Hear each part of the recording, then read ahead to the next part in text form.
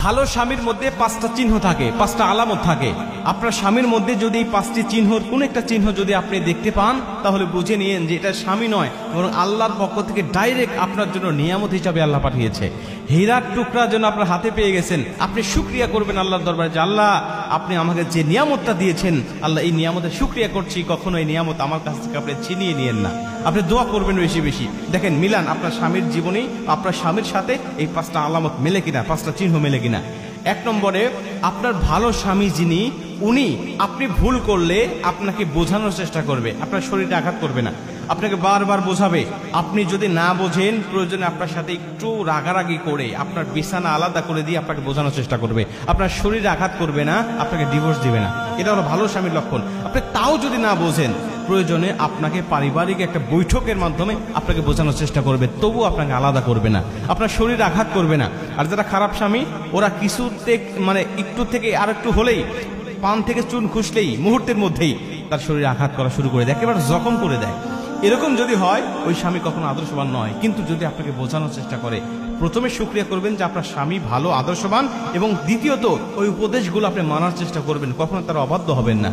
2 নম্বরে, যেই স্বামী ঝগড়া হলেও স্ত্রীকে কটু কথা বলে কষ্ট দেয় না, ওই স্বামী 100% আদর্শ স্বামী। ওই স্বামীর শুকরিয়া করবেন, ওই স্বামীর আনুগত্য করবেন যে আপনার স্বামী রাগান্বিত অবস্থায়ও, ঝগড়ারত অবস্থায়ও আপনাকে কটু কথা বলে কষ্ট দেয় না। ভাই, অনেক স্বামী আছে এমন, একটু ঝগড়া লাগলেই স্ত্রীকে তো গালিগালাজ করেই, এবং স্ত্রীর মা বাবাকে তুলে পর্যন্ত গালিগালাজ করে। অনেক স্ত্রীর মা বাবা মারা গেছে, ওই মৃত মা বাবাকে তুলে গালিগালাজ করে। যেই স্বামী, ওই স্বামী মানুষ, স্বামী হওয়া তো দূরের কথা, ও মানুষ হওয়ার যোগ্যতাই হারিয়ে ফেলেছে। আপনার মা বাবাকে তুলে কেউ গালিগালাজ করলে আপনার যেমন কষ্ট লাগে, আপনার স্ত্রীর মা বাবাকে গালিগালাজ করলে আপনার স্ত্রী তার থেকে বেশি কষ্ট লাগে।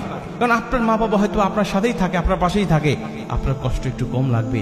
কিন্তু যেই স্ত্রী নিজের মা বাবাকে ছেড়ে এসে আপনাকে আপন করে আপনার ঘরে আসছে, আর আপনি সেই মা বাবাকে তুলে গালিগালাজ করছেন, আপনি তো স্বামী হওয়ার যোগ্যতা, এমনকি মানুষ হওয়ার যোগ্যতাও হারিয়ে ফেলেছেন। অতএব কটু কথা বলে স্ত্রীকে কখনো কষ্ট দিবেন না, আদর্শবান স্বামী হিসাবে থাকবেন। এবং 3 নম্বরে, যেই স্বামী নিজে যা খায়, যে মানের খায়, ওই মানের খাওয়ানোর জন্য চেষ্টা করে, ওই স্বামী ভালো স্বামী। এবং 4 নম্বরে, যেই স্বামী নিজে যে মানের পরে, যে মানের কাপড় পরিধান করে, ওই মানের পরিধান করার চেষ্টা করে, এই স্বামী ভালো স্বামী।